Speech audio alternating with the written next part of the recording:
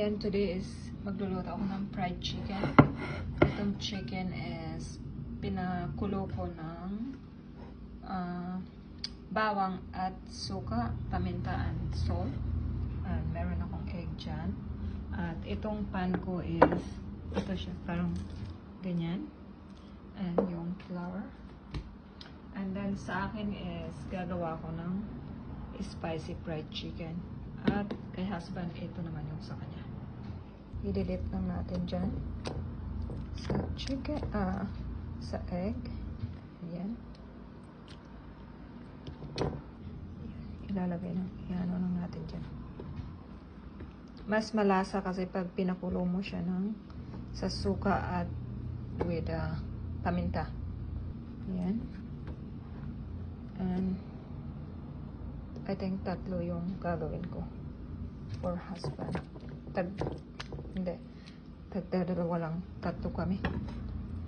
And by the way, papasok na ako sa school tomorrow.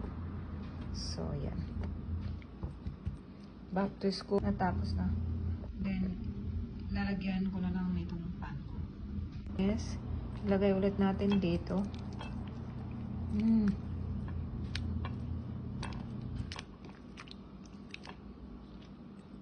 And then, lagay na lang natin dyan. Para sa kay husband. At ito naman yung para sa akin. Lalagyan ko ng chili. Lalagyan natin ng powder. Spicy chicken naman yung akin. Ready na yung fried chicken. Iluluto ko na lang. Ito yung sa akin, spicy. At ito yung kay husband. Fried chicken.